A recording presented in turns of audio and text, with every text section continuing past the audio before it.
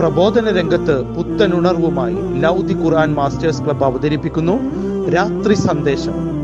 എന്നും രാത്രി 9 മണിക്ക് യൂട്യൂബിലൂടെ പ്രസംഗ പരിശീലന കളരിയിലെ പഠിതാക്കൾ നിങ്ങൾക്കായി ഒരുക്കുന്നു. കേൾക്കുക, പ്രബുദ്ധരാവുക, മറ്റുള്ളവരിലേക്ക് എത്തിക്കുക. അൽഹംദുലില്ലാഹി റബ്ബിൽ ആലമീൻ, അസ്സലാത്തു വസ്സലാമു അലാ റസൂലിൽ അമീൻ വഅലാ ആലിഹി വസഹ്ബിഹി അജ്മഈൻ, അമ്മാ ബഅദ്. എൻ്റെ ശബ്ദം ശ്രവിക്കുന്ന പ്രിയ ശ്രോതാക്കളെ, അസ്സലാമു അലൈക്കും വറഹ്മത്തുള്ളാഹി വബറകാതുഹു. നമ്മളിന്ന് സംസാരിക്കാൻ പോകുന്ന വിഷയം വെള്ളിയാഴ്ച ദിവസത്തെക്കുറിച്ചാണ്. സത്യവിശ്വാസികളെ സംബന്ധിച്ചിടത്തോളം ഏറ്റവും പ്രധാനപ്പെട്ട ഒരു ദിവസമാണ് വെള്ളിയാഴ്ച ദിവസം. അതിൻ്റെ പ്രത്യേകതകളെക്കുറിച്ചും അനുഗ്രഹങ്ങളെക്കുറിച്ചും അറിയൽ നിർബന്ധകരവുമാണ്.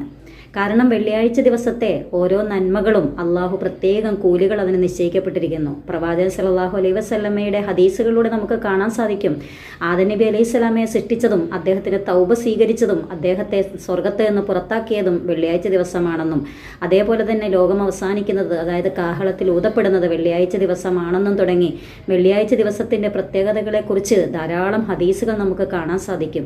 ഈ വെള്ളിയാഴ്ച ദിവസത്തിൽ ആകാശവും ഭൂമിയും അതേപോലെ തന്നെ മലക്കുകളും മറ്റ് ഇതര സൃഷ്ടികളുമെല്ലാം ഭയവിഹ്വലായിരിക്കും എന്ന് നമുക്ക് ഹദീസുകളിൽ കാണാൻ സാധിക്കും.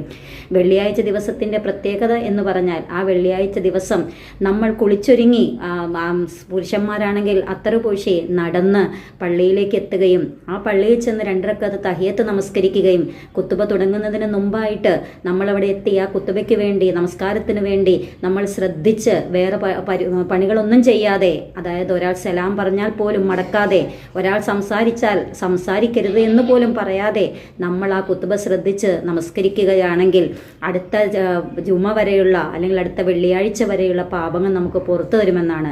വെള്ളിയാഴ്ച എന്ന് പറഞ്ഞാൽ അതിൻ്റെ അർത്ഥം ജുമ ദിവസം. ജുമ എന്നാണ് അതിൻ്റെ അറബി പദം. ജുമ എന്ന് പറഞ്ഞാൽ സമ്മേളിക്കുക, ഒരുമിച്ച് കൂടുക.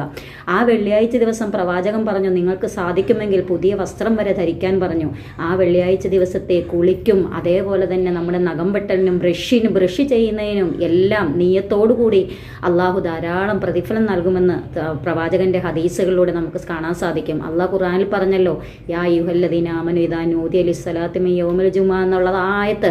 അതായത് നിങ്ങൾ ആ വെള്ളിയാഴ്ച ദിവസം ബാങ്ക് വിളിച്ചു കേട്ടാൽ നമസ്കാരത്തിലേക്ക് വളരെ ധൃതിപ്പെട്ടു പോകുകയും വേറെ ഒന്നും ശ്രദ്ധിക്കാതെ ഗൗരവപരമായിട്ട് നിങ്ങൾ ആ നമസ്കാരത്തിലേക്ക് പോകുകയും കച്ചവടങ്ങളെല്ലാം ഉപേക്ഷിച്ചുകൊണ്ട്, എന്ന് വെച്ചാൽ അത് ഏറ്റവും പ്രധാനപ്പെട്ട ദിവസമാണെന്നാണ്. സ്ത്രീകൾക്കും രോഗികൾക്കും കുട്ടികൾക്കും അത് നിർബന്ധമല്ല എങ്കിലും അതിന് സാഹചര്യമുണ്ട് എങ്കിൽ, അതിന് അവസരമുണ്ട് എങ്കിൽ നമസ്കരിക്കൽ ഏറ്റവും ബാധകമായിട്ടുള്ള കാര്യമാണ്. ആ ജുമ്മ ദിവസം പ്രാർത്ഥിക്കേണ്ടുന്ന പ്രത്യേകം പ്രാർത്ഥനകളുണ്ട്. വെള്ളിയാഴ്ച ദിവസം പ്രവാചകനിക്ക് സ്വലാത്ത് പറയുക, അല്ലാഹുമ്മ സ്വല്ലി അലാ തുടങ്ങിയ ആ നബിയുടെ മേലുള്ള സ്വലാത്ത് ചൊല്ലുന്നത് ഏറ്റവും പ്രധാനപ്പെട്ട കാര്യമാണ്. ആ ദിവസത്തിലുള്ള പ്രാർത്ഥനകൾക്കെല്ലാം അല്ലാഹു പ്രത്യേകം പുണ്യം നമുക്ക് തരും. അതുപോലെ തന്നെ വെള്ളിയാഴ്ച ദിവസം ഒരു സമയമുണ്ട്, ഒരു നിശ്ചിത സമയമുണ്ട്. ആ സമയത്തിലുള്ള ആ പ്രാർത്ഥന അല്ലാഹു സ്വീകരിക്കുമെന്ന് ഹദീസുകളിൽ നിന്ന് നമുക്ക് കാണാൻ സാധിക്കും.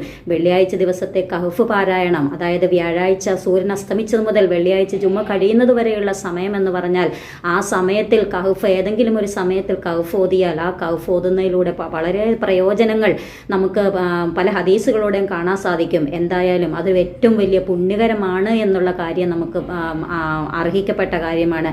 അതുകൊണ്ട് വെള്ളിയാഴ്ച ദിവസത്തിൻ്റെ പ്രത്യേകതകളും ശ്രേഷ്ഠതകളും മനസ്സിലാക്കണമെങ്കിൽ നിങ്ങൾ കൂടുതൽ വായിക്കുകയും പഠിക്കുകയും മനസ്സിലാക്കുകയും ചെയ്യുക. നാഥൻ നമ്മെ അനുഗ്രഹിക്കട്ടെ. അസ്സലാമു അലൈക്കും വറഹ്മത്തുള്ളാഹി.